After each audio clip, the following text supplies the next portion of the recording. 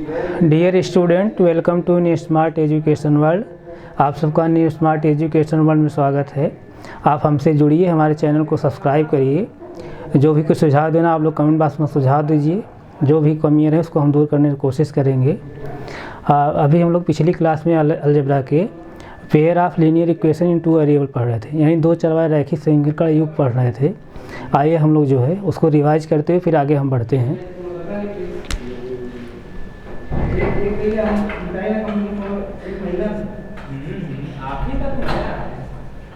Pair of linear equation in two variable.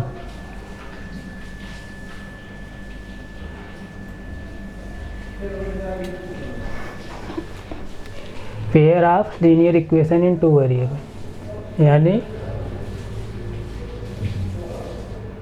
दो चर वाले रैखिक समीकरण, या इसे रेखीय भी कहा जाता है। रेखीय समीकरण का युग्म में जोड़ा, जैसे पेयर में जोड़ा कहे या युग्म कहे, इस तरह से। अब इसी को हम लोग क्या कहते हैं, युगपत समीकरण भी कहते हैं। इसी को युगपत समीकरण भी कहा जाता है। युगपत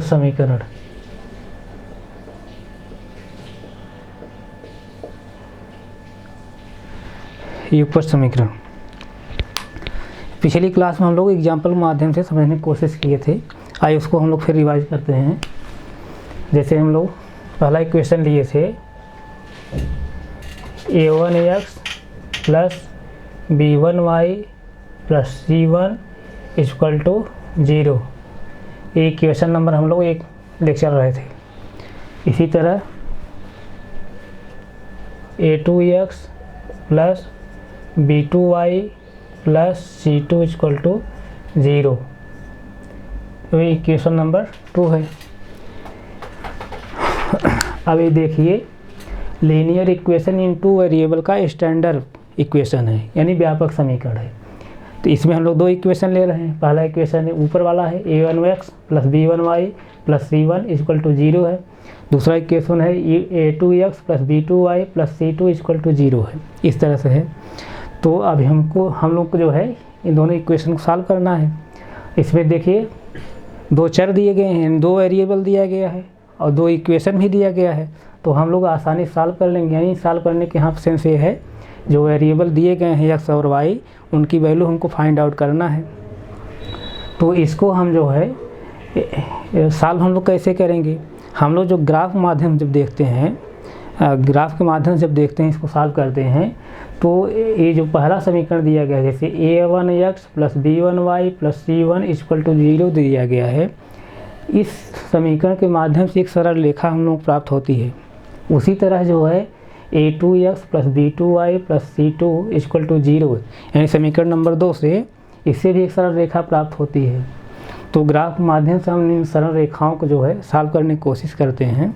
तो उसके लिए जो है 3 कंडीशन बनती है। पहली कंडीशन क्या बनती है, अभी ग्राफ के माध्यम से हम लोग यहाँ बताने की कोशिश हम इसलिए नहीं कर रहे हैं क्योंकि कोऑर्डिनेट ज्योमेट्री का थोड़ा सा यहाँ पर है।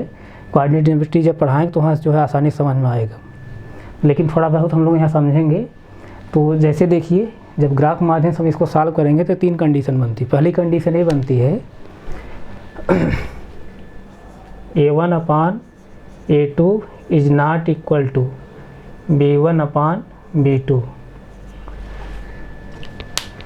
पहली कंडीशन ये है, इन समीकरण के माध्यम जो सरल रेखाएं बन रही हैं, उनको जो हम ग्राफ के माध्यम सॉल्व कर रहे हैं, हल कर रहे हैं, तो 3 कंडीशन बन रही है। पहली कंडीशन उसमें ये है a1 upon a2 is not equal to b1 upon b2, यानी a1 अपान a2 बराबर नहीं है किसके, b1 अपान b2 को। तो उस कंडीशन में जो होगा, इन समीकरण के माध्यम जो सरल रेखाएं प्राप्त होंगी वो दोनों रेखाएं क्या करेंगी, एक दूसरे क्या करेंगे, इंटरसेक्ट करेंगी, यानी एक दूसरे को प्रतिच्छेदित करेंगी। तो यहाँ पर जो रेखाएं प्राप्त होंगी क्या होंगी, एक दूसरे प्रतिच्छेदित करेंगी, यानी प्रतिच्छेदित रेखाएं प्राप्त होंगी। तो कहने के सेंस यहाँ पर क्या होगा, जो रेखा मिलेगी ग्राफ पर प्रतिच्छेदित रेखाएं मिलेंगी।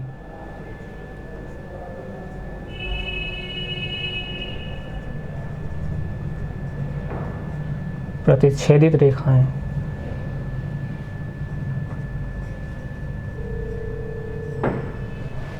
अब इसी जैसे इंटरसेक्टिंग लाइंस कहेंगे।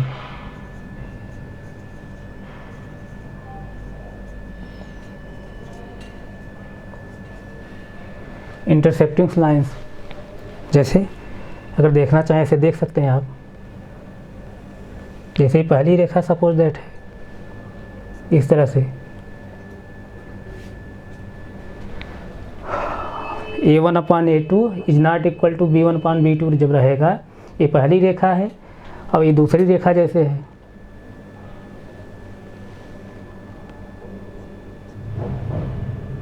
इस तरह से ये दोनों रेखाएं इस पर इंटरसेक्ट कर रही हैं, यानी प्रतिच्छेदित कर रही हैं इस बिंदु पर, इस पॉइंट पर। इस पॉइंट जब प्रतिच्छेदित कर रही हैं तब यहाँ देखिए इसके जो हल निकल कर आए क्या होंगे, x और y यानी कोऑर्डिनेट इसके होंगे। इस प्रतिच्छेद बिंदु पर इसके कोऑर्डिनेट होंगे x और y। ये कोऑर्डिनेट जो है यानी निर्देशांक, ये कोऑर्डिनेट ज्योमेट्रिक चीज़ है। अभी नहीं समझ में आ रही होगी, कोऑर्डिनेट ज्योमेट्री जब पढ़ाएं तो समझ में आएगा। इस तरह से जब रेखाएं एक दूसरे प्रतिच्छेदित कर रही हैं, प्रतिच्छेदित बिंदु पर ही कोऑर्डिनेट हमको प्राप्त हो रहा है, यानी एक ही जगह सिर्फ प्रतिच्छेदित करेंगी, यानी ये दोनों रेखाएं सिर्फ एक ही पॉइंट पर इंटरसेक्ट करेंगी। जब एक पॉइंट पर इंटरसेक्ट करेंगी तो एक ही कोऑर्डिनेट हमको प्राप्त होगी x और y, यानी यहाँ कहने के सेंस है इस कंडीशन में इस समीकरण के इन दोनों समीकरण क्या होंगे, सिर्फ एक हल निकल कर आएगा, यानी यूनिक हल, अद्वितीय हल। तो यहाँ पर क्या तब सेंस निकल के आया, इस कंडीशन क्या होगा, इन समीकरण के क्या होंगे, सिर्फ एक हल होंगे।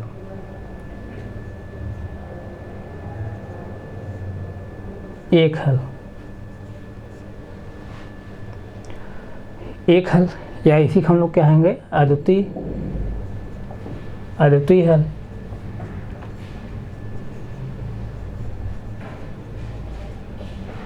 अद्वितीय हल इस तरह से।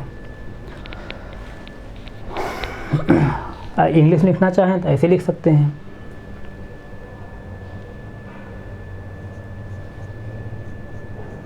एग्जैक्टली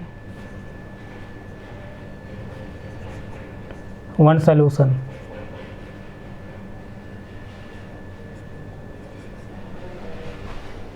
इस तरह से एग्जैक्टली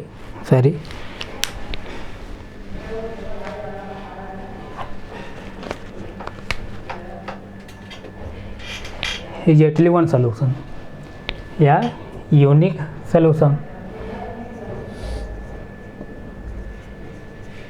यूनिक सॉल्यूशन यानी अद्वितीय हल। इस तरह से पहली कंडीशन बन रही है। इसको फिर से एक बार समझ लीजिए, इन दोनों समीकरण के माध्यम से दो सरल रेखाएं बन रही हैं। इन दोनों सरल रेखाओं को हम लोग जो है ग्राफ माध्यम से पढ़ने की कोशिश कर रहे हैं।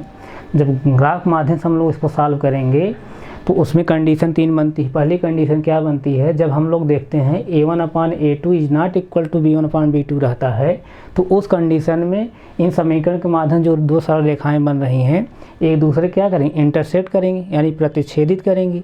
जब प्रतिच्छेदित कहाँ करेंगे, सिर्फ एक ही बिंदु प्रतिच्छेदित करेंगी। अब देखिए ये यहाँ प्रतिच्छेदित किया है, इसके आगे जाएगा तो ये रेखाएं जाएंगी तभी नहीं प्रतिच्छेदित करेंगी, इधर आएंगी तो रेखाएं तभी प्रतिच्छेदित नहीं, सिर्फ एक पॉइंट प्रतिच्छेदित कर रहा है। और एक पॉइंट जब प्रतिच्छेदित कर रहा है तो इसके वहाँ कोऑर्डिनेट निकल कर आते हैं x और y। इस तरह से एक कोऑर्डिनेट जो है अभी समझ नहीं, निर्देशांक नहीं समझ में आ रहा होगा, एक कोऑर्डिनेट ज्योमेट्रिक चीज़ है। तो उस कंडीशन क्या होता है, जब एक ही जगह प्रतिच्छेदित करती हैं, इंटरसेक्ट करती हैं रेखाएं, सिर्फ एक सलूशन निकल कर आएगा, यानी जो कोऑर्डिनेट निकल कर आ रहे हैं x और y सिर्फ एक ही जगह मिलेंगे। और एक ही जगह जो कोऑर्डिनेट निकल कर आ रहे हैं यानी x और y की जो वैल्यू निकल कर आ रही है वही क्या है, इन समीकरण का सलूशन है। यानी इस कंडीशन में इन समीकरण के जो सलूशन निकल कर आएंगे सिर्फ एक समीकरण निकल कर आएंगे, यानी यूनिक वैल्यू। यूनिक मतलब अद्वितीय, यानी उसके अलावा और कोई नहीं या उसके जैसा और कोई नहीं सलूशन निकल कर आएगा, या ये सिर्फ एक सलूशन निकल कर आएगा। ये कंडीशन है। तो हमें उम्मीद है ये समझ में आ रहा हो, इसको आप नोट करिए।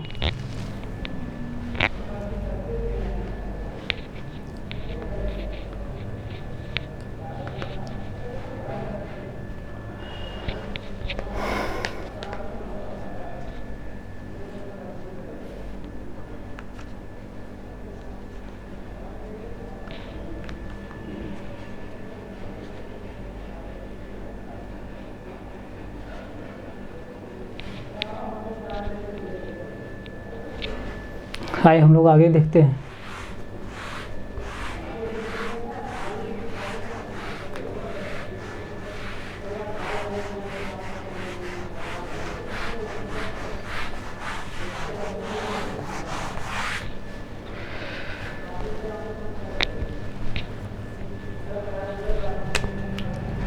दूसरी कंडीशन क्या है, जब A1 upon A2 equal to B1 upon B2 equal to C1 upon C2, इस कंडीशन में यानी इन दोनों सरल रेखाओं को जब हम ग्राफ के माध्यम से सॉल्व करेंगे तो दूसरी कंडीशन यहाँ पर मिल रही है, जब A1 अपान A2 रहे equal to B1 upon B2 equal to C1 upon C2 रहे, तो उस कंडीशन में ये दोनों रेखाएं जो है एक दूसरे क्या होती है, संपाती होती हैं, कोइंसिडेंट लाइंस होती हैं।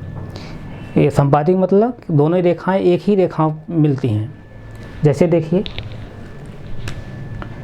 तो यहाँ पर क्या होंगी, मतलब संपाती रेखाएं प्राप्त होंगी।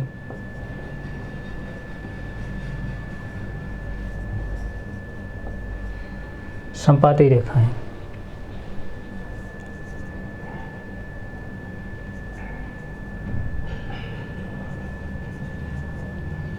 Coincident lines. इस कंडीशन में जो है इन दोनों समीकरण के अनेक हल निकल के आते हैं। जैसे देखिए, इसको पहले समझ लीजिए, संपाती रेखाएं समझिए। जैसे रेखा है पहली रेखा, इसी पे जो है दूसरी रेखा भी मिल रही है, ऐसे देखेंगे फिर ऐसे मिलेगी, इसी पर फिर देखेंगे ऐसे मिलेगी, इस तरह से। अब देखिए यहाँ पर आगे और देखेंगे और मिलेगी। तो जहाँ जहाँ ये दोनों रेखाएं मिल रही हैं यहाँ पर हमको कोऑर्डिनेट प्राप्त होंगे, जैसे x और y।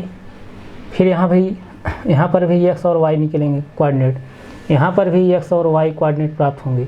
इस तरह देखेंगे ये रेखाएं और जैसे एक दूसरे कोइंसाइड करेंगी तो उनके जहाँ कोइंसाइड कर रही हैं रेखाएं वहाँ पर जो x y कोऑर्डिनेट हमको प्राप्त होंगे। तो इसका सेंस ये आ रहा है, जहाँ x y कोऑर्डिनेट हमको प्राप्त हो रहे हैं तो कहने का सेंस क्या है, x और y जो है अनेक वैल्यू निकल कर आ रही है। तो यहाँ पे क्या सेंस निकला कि इस कंडीशन में इन समीकरण क्या होते हैं, कई हल होते हैं या अनंत हल होते हैं। तो यहाँ क्या लिखेंगे हम लोग, अनेक हल। इस कंडीशन समीकरण के इन दोनों समीकरण के अनेक हल प्राप्त होंगे। अनेक हल या अनंत हल।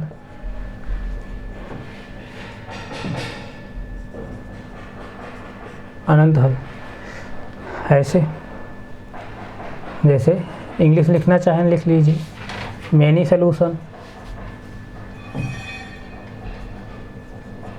मैनी सॉल्यूशन या इनफाइनाइटली सॉल्यूशन।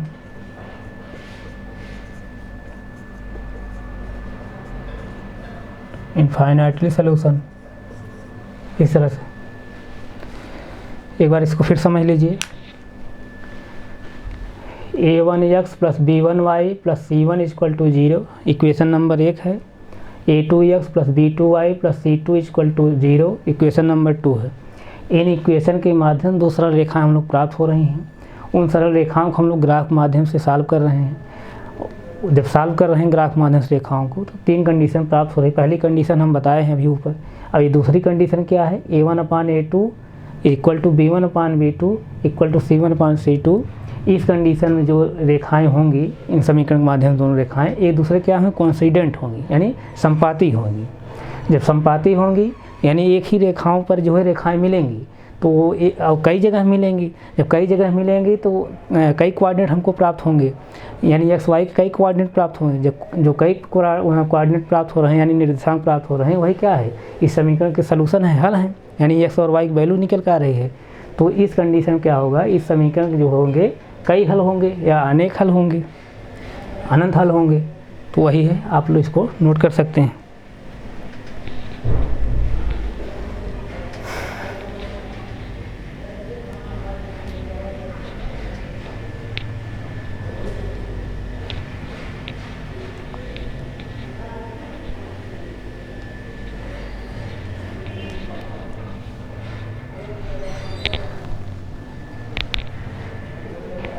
आइए हम लोग इसके आगे देखते हैं।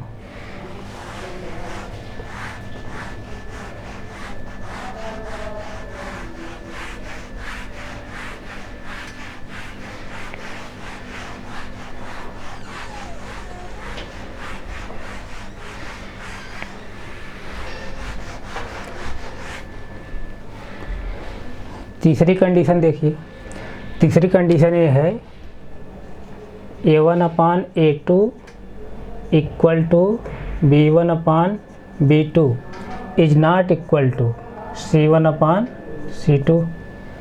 इस कंडीशन में दोनों रेखाएं क्या होंगी, एक दूसरे के समानांतर होंगी, यानी पैरेलल होंगी, समांतर रेखाएं प्राप्त होंगी।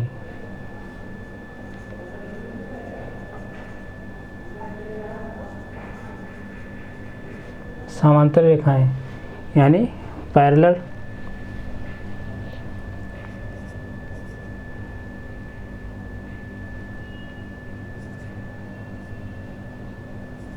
पैरेलल रेखाएं, सॉरी,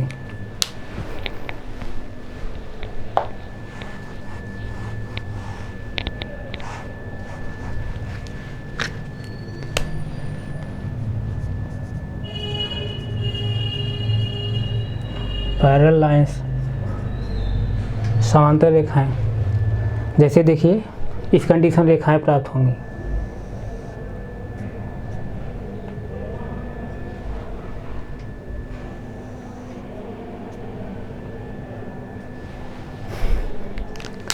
इस कंडीशन रेखाएं प्राप्त होंगी, यानी एक दूसरे के यहाँ समांतर हैं।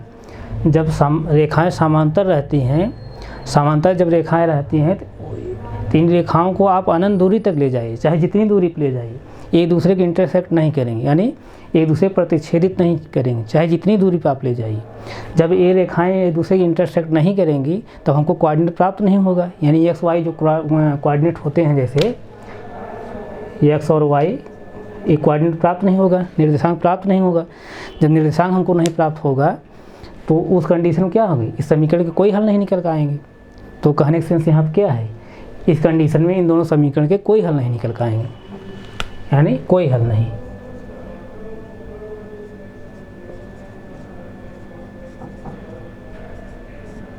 कोई हल नहीं, यानी नो सॉल्यूशन।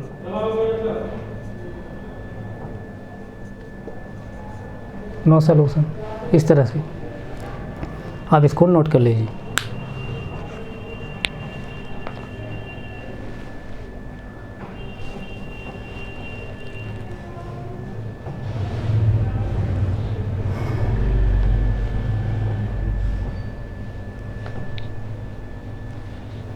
एक बार इसको फिर देख लीजिए। A1x + B1y + C1 = 0, equation number 1। A2x + B2y + C2 = 0, equation number 2। इन दोनों समीकरण जो सरल रेखाएं दोनों बन रही हैं, उन सरल रेखाओं के माध्यम से जब A1/A2 = B1/B2 is not equal to C1/C2 रहे, तो उस कंडीशन जो रेखाएं होंगी एक दूसरे क्या होंगी, समानांतर होंगी, पैरेलल होंगी। जब पैरेलल होंगी, पैरेलल होने का सेंस यहाँ पर ये है कि इनको अनंत दूरी तक आप बढ़ाते जाइए, लेकिन एक दूसरे के इंटरसेक्ट नहीं करेंगी, एक दूसरे को प्रतिच्छेदित नहीं करेंगी। जब रेखाएं एक दूसरे प्रतिच्छेदित नहीं कर रही हैं तो हमको जो है उनके कोऑर्डिनेट नहीं प्राप्त होंगे, यानी कटान बिंदु के कोऑर्डिनेट नहीं प्राप्त होंगे, एक्स और वाई निर्देशांक नहीं प्राप्त होंगे। जब निर्देशांक नहीं प्राप्त होंगे तो उसका सेंस यहाँ पर क्या निकल रहा है कि इन दोनों समीकरण क्या हो, कोई सलूशन यानी कोई हल नहीं निकल पाएगा। तो यही है रेखाएं समांतर प्राप्त होंगी और कोई हल नहीं निकल पाएगा, नो सॉल्यूशन। तो इसको आप नोट कर लीजिए।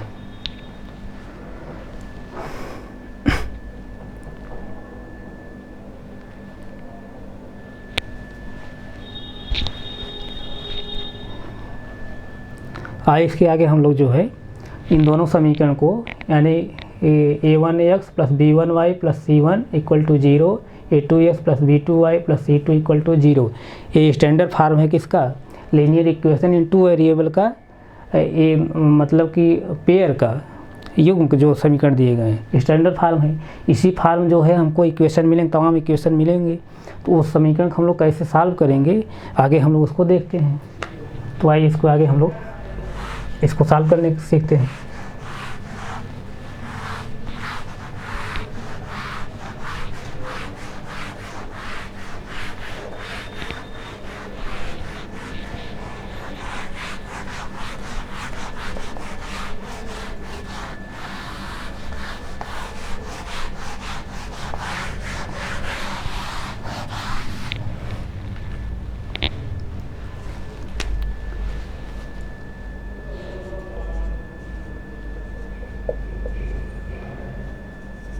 Solving of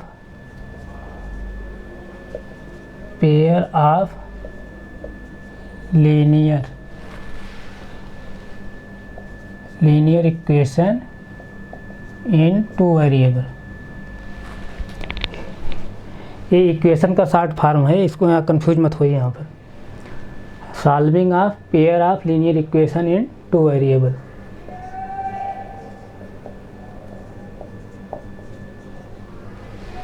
यानी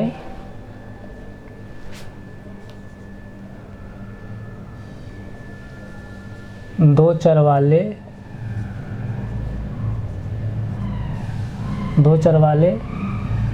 रैखिक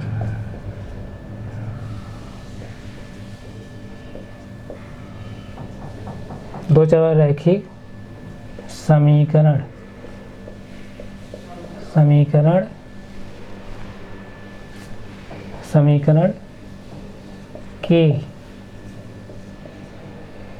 समीकरण के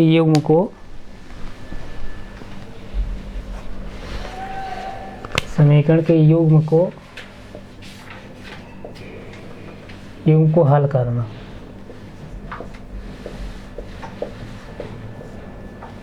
इस तरह से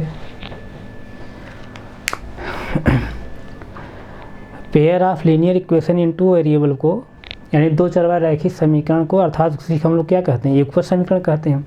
तो युगपत समीकरण को हम लोग कैसे सॉल्व करते हैं वो उसके मेथड हम लोग समझेंगे। तो इसमें देखिए तीन मेथड हैं। पहला मेथड जैसे है सब्स्टिट्यूशन मेथड, यानी प्रतिस्थापन विधि।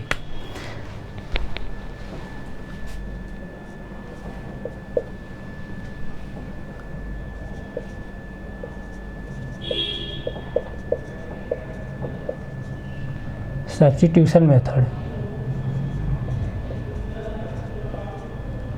यानी प्रतिस्थापन विधि।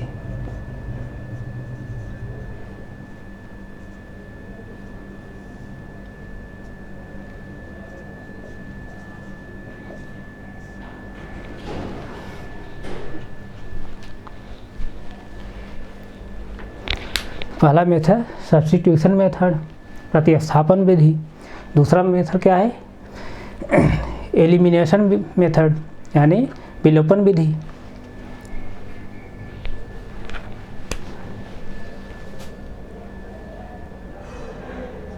दूसरा मेथड एलिमिनेशन विधि यानी एलिमिनेशन मेथड।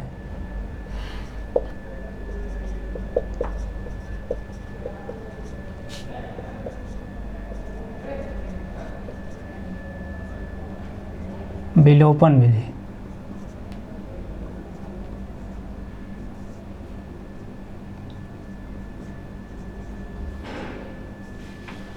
विलोपन विधि, इसको नोट करिए। दूसरा मेथड एलिमिनेशन मेथड, विलोपन विधि। और तीसरा मेथड जो है क्रॉस मल्टीप्लिकेशन मेथड।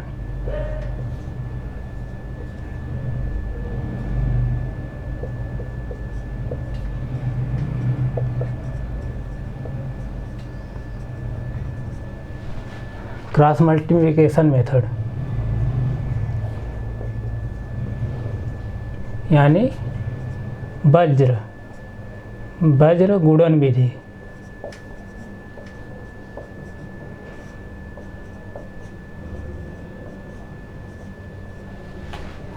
वज्र गुणन विधि। अब पहला मेथड क्या है? सब्स्टिट्यूशन मेथड यानी प्रतिस्थापन विधि। दूसरा मेथड क्या है? एलिमिनेशन मेथड यानी विलोपन विधि। तीसरा मेथड क्या है? क्रॉस मल्टीप्लिकेशन मेथड यानी वज्र गुणन विधि। ये 3 मेथड हैं युगपत समीकरण को सॉल्व करने के, यानी pair of linear equation in 2 variable यानी 2 चरवार रैखिक समीकरण के युग्म को सॉल्व करने यानी हल करने के 3 मेथड हैं, 3 तरीका हैं। पहला विधि क्या है? सब्स्टिट्यूशन मेथड यानी प्रतिस्थापन विधि। दूसरा मेथड क्या है? एलिमिनेशन मेथड विलोपन विधि। तीसरा मेथड क्या है? क्रॉस मल्टीप्लिकेशन मेथड यानी वज्र गुणन विधि। ये 3 मेथड हैं। अब इन तीनों मेथड को हम लोग क्रम से पढ़ेंगे। तो इसमें हम लोग पहला मेथड पढ़ेंगे क्या? Substitution method. आइए जो है पहला मेथड जैसे पढ़ेंगे,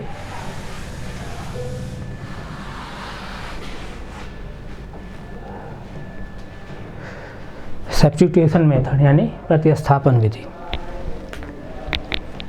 इसमें जैसे हम लोग इक्वेशन पहले लेते हैं कोई, जैसे कोई इक्वेशन है 7x - 15y = 2 है। ये इक्वेशन नंबर 1 जैसे है। इसी तरह जैसे x + 2y और = 3, ये इक्वेशन नंबर 2 है। अब यहाँ देखिए लीनियर इक्वेशन इन 2 वेरिएबल दिया गया है, यानी 2 चरवार रैखिक समीकरण दिया गया है और 2 समीकरण दिए गए हैं। 2 समीकरण दिया गया, इसीलिए इसको हम क्या कहें? 2 चरवार रैखिक समीकरण का युग्म यानी जोड़ा या पेयर कहेंगे। तो इसको हम लोग कैसे सॉल्व करेंगे? सॉल्व करने के लिए हम लोग मेथड ऊपर समझे हैं। तो पहला मेथड हम लोग क्या पढ़ रहे हैं? सब्स्टिट्यूशन मेथड यानी प्रतिस्थापन विधि। तो प्रतिस्थापन विधि हम लोग कैसे सॉल्व करें इसको आइए हम लोग देखते हैं। तो पहली कंडीशन तो पहले ये समझ लीजिए कि क्या इस समीकरण के कौन से हल निकलेंगे, इसको चेक कर लिया जाए। तो जैसे देखिए समीकरण नंबर 1 से जैसे देखेंगे तो a1 = क्या है? 7 है और b1 = कितना है? -15 है और c1 = कितना है? अब 1 मिनट,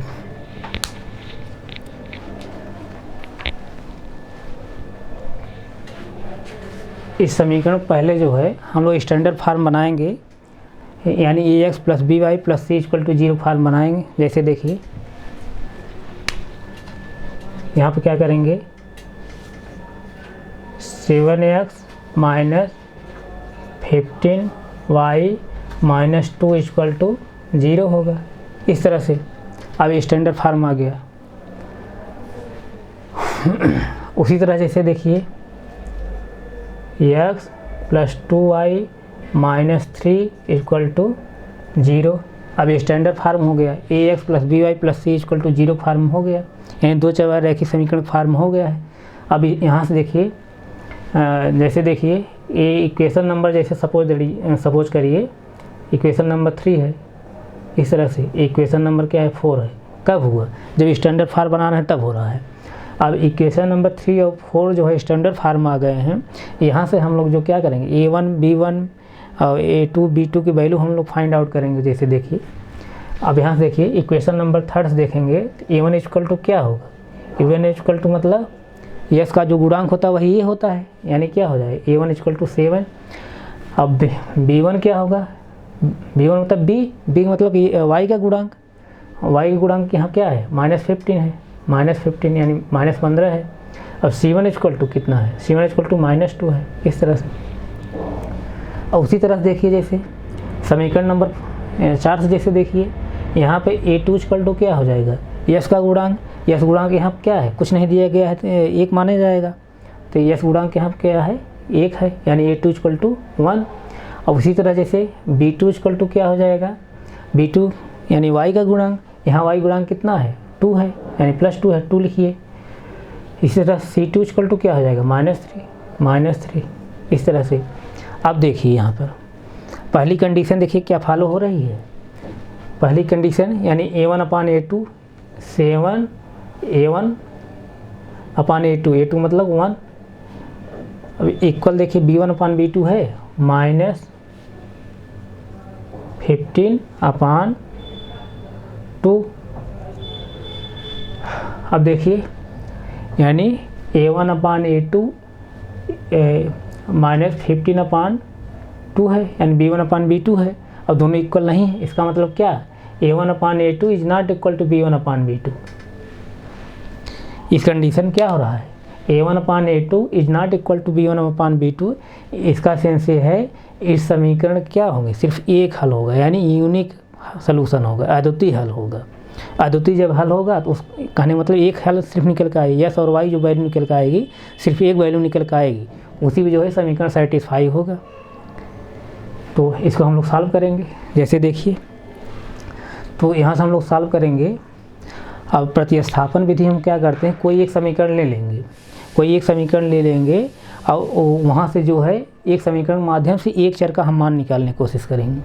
जैसे चाहे जो समीकरण ले लीजिए, चाहे इसको ले लीजिए चाहे उसको ले लीजिए, हम पहला ही समीकरण ले रहे हैं। जैसे देखिए यहाँ पर समीकरण नंबर 3 से, जैसे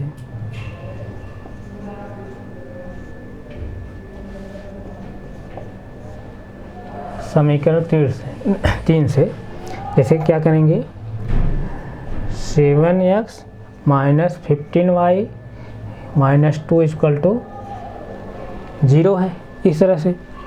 तो यहाँ से हम क्या करेंगे, वेरिएबल एक तरफ करेंगे और कांस्टेंट एक तरफ करेंगे, लेकिन हमको एक वेरिएबल सिर्फ निकालना है। जैसे x हमको वैल्यू निकालना है तो हम x वाला जो है वेरिएबल एक तरफ कर देंगे यानी 7x, और ये सब किधर जाएगा, इधर आएगा। यहाँ -15 है तो +15 हो जाएगा।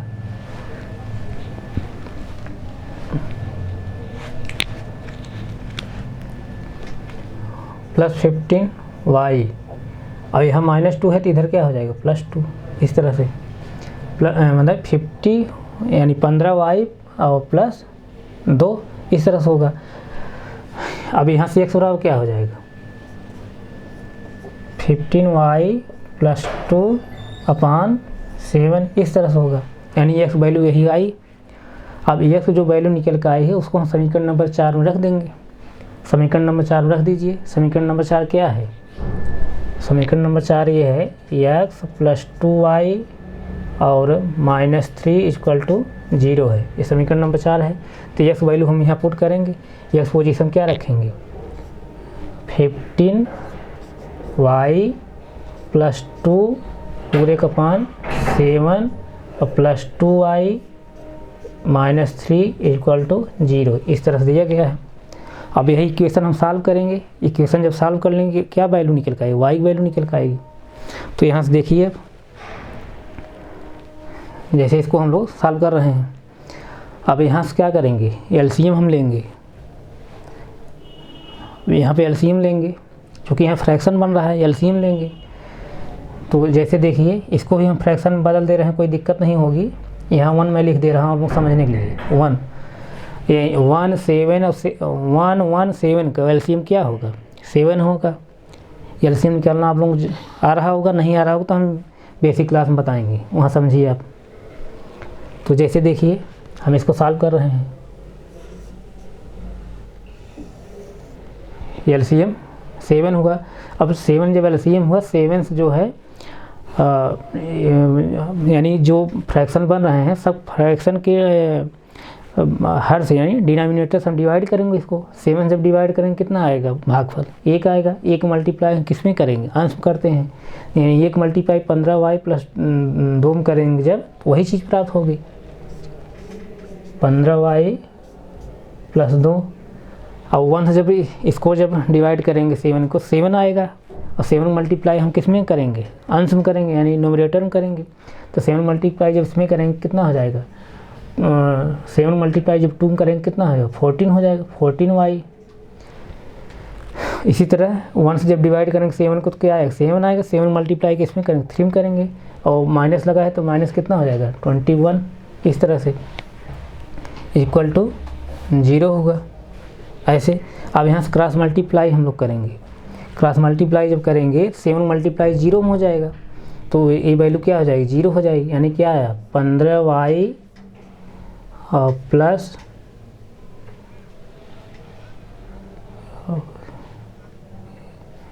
ठीक है, और 15y प्लस 2 और plus 14y minus 21 equal to 0।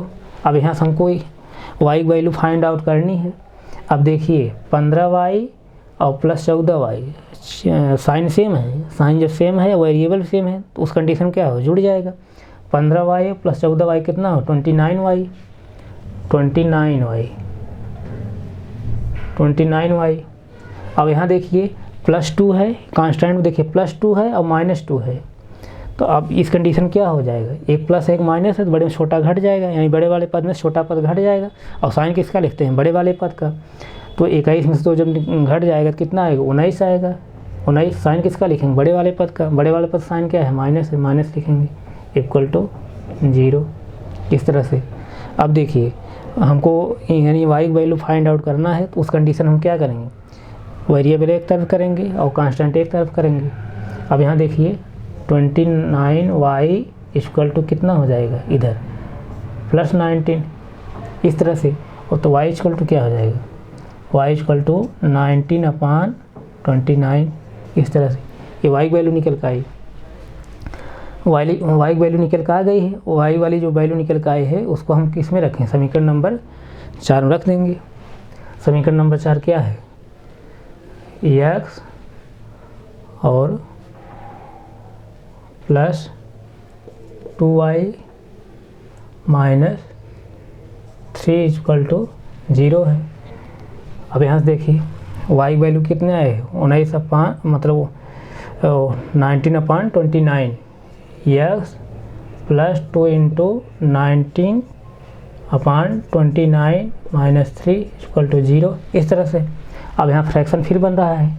अब यहाँ देखिए, जैसे देखिए अब आप चाहे ऐसे भी कर सकते हैं, x प्लस 19 2 जा कितना हो 38/29 माइनस 3 इक्वल टू 0, इस तरह से। अब यहाँ देखिए वेरिएबल एक तरफ कर लीजिए, कांस्टेंट एक तरफ कर लीजिए। अब इधर जो है ये प्लस है, इधर जाएगा क्या हो जाएगा, माइनस हो जाएगा, माइनस 38/29 और ये माइनस 3 है तो क्या हो जाएगा, प्लस 3 हो जाएगा। अब यहाँ देखिए फ्रैक्शन बन रहा है, इसको सॉल्व कर लीजिए। यहाँ एलसीएम कितना हो जाएगा, 29। अब यहाँ देखिए, यहाँ फ्रैक्शन में डिनोमिनेटर नहीं दिया गया है, यानी हर नहीं दिया, हम हर एक लिख दे रहे हैं आप लोग समझने के लिए। यानी 29 और 1 का जब एलसीएम निकालें क्या होगा, 29 होगा। और सभी जो भिन्न दिए गए हैं उसके हर से हम इसको एलसीएम को क्या करते हैं, डिवाइड करते हैं। जो भागफल आता है उसको अंश हम गुणा करते हैं। 29 जब डिवाइड करेंगे 29 को तो कितना आएगा भागफल, 1 आएगा।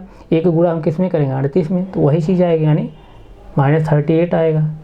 अब 1 से जब डिवाइड करेंगे कितना आएगा, 29 आएगा। 29 मल्टीप्लाई हम 3 में करेंगे, प्लस 3 इंटू 29, इस तरह से।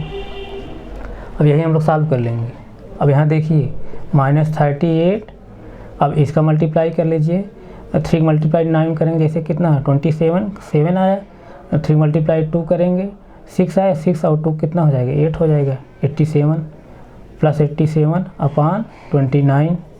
अब यहाँ देखिए एक प्लस है एक माइनस है, तो उस कंडीशन क्या करते हैं, एक प्लस रहता है एक माइनस रहता है, तो बड़े वाले पद में छोटे पद को हम सब्ट्रैक्ट करते हैं। बड़ा पद क्या है, 87 है, और 87 जब 38 सब्ट्रैक्ट करेंगे तो कितना आएगा, जैसे देखिए 9 और उसके बाद जो है यहाँ पे 4 आएगा, 49/29। अब साइन किसका लिखेंगे, बड़े वाले पद का। बड़े वाले पद साइन क्या लिखेंगे, क्या है, प्लस है, इसलिए यहाँ प्लस लिखेंगे। प्लस लिखिए चाहे नहीं लिखिए माना जाएगा। ये किसकी वैल्यू निकल कर आई, एक्स की, यानी एक्स और वाई जो वैल्यू निकल कर आई है, एक्स इक्वल टू कितना आया है 49/29, और वाई वैल्यू जो निकल कर आई है, वाई वैल्यू जो निकल कर आई, ये निकल कर आई है 19/29। इस तरह से यही क्या है, इस समीकरण के सलूशन है। ये सब क्या है, ये दोनों समीकरण सोल्यूशन है। x equal to 49/90 and 49/29, y equal to 19/29। इस तरह से ये समीकरण के हल हैं। तो हमें उम्मीद है आप लोग समझ में आया होगा। अगर जो है आप आंसर का अपना चेक करना चाह रहे हैं कि आंसर सही है, तो x और y की वैल्यू जो है इस समीकरण रख दीजिए। अगर दोनों इक्वेशन जो है सेटिस्फाई हो जा रहे हैं, यानी x और y की वैल्यू जो है चाहे जिस समीकरण रखिए, चाहे इसमें रखिए चाहे इसमें रखिए, अगर बाएं पक्ष दाएं पक्ष समान हो जा रहा है तो हम क्या कहेंगे, ये जो x और y वैल्यू निकल कर आई है समीकरण क्या कर रहा है, सेटिस्फाई कर रहा है, अर्थात क्या है, इस समीकरण क्या है, सलूशन है, हल है। तो यहाँ तक आप लोग समझ में आया होगा। आप चेक कर सकते हैं, जैसे देखिए समीकरण 7x दिया गया है, 7 इंटू एक्स पोजिशन क्या रखेंगे, 49/29 है, माइनस 15 y पोजीशन क्या रखेंगे, 19/29, यही है, इक्वल टू 2 है। अब देखिए यहाँ पर, अब इसको देखिए, अब मल्टीप्लाई जब करेंगे तो जैसे देखिए 7 को जब मल्टीप्लाई करेंगे, सॉरी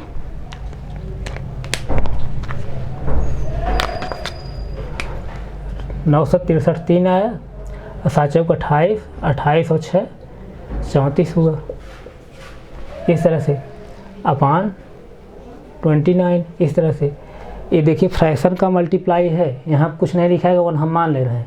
फ्रैक्शन में ऊपर ऊपर मल्टीप्लाई करते हैं, नीचे नीचे मल्टीप्लाई करते हैं, यानी भिन्न का गुणा है। उसी तरह देखिए यहाँ कुछ नहीं दिया गया, हम मान ले रहे हैं, ऊपर ऊपर गुणा करेंगे, नीचे नीचे, यानी 15 गुणा 19 करेंगे, इस तरह से। तो अब देखिए बीच में क्या लगा है, साइन लगा है माइनस का, तो माइनस साइन लगा लीजिए। 15 गुणा हम 19 करेंगे, यानी 15 9 135 जैसे हुआ, 135 5 और कैरी कितना हो, 13 हुआ। 15 के 15 और 13 करेंगे कितना हो जाएगा, 28 हो जाएगा, 28। इस तरह से पूरे का 5 क्या हुआ, 29 इक्वल टू 2, इक्वल टू 2 इधर राइट हैंड साइड में है। तो अभी इसको सॉल्व करेंगे तो बाएं पक्ष दाएं पक्ष समान आना चाहिए, जो है कहीं जो है मिस्टेक हो रहा है इसको सॉल्व करने में, जगह नहीं है जो है। अब अगली क्लास में इसको सॉल्व करेंगे। आज यहीं तक है, आगे फिर कंटिन्यू करें। Thank you so much.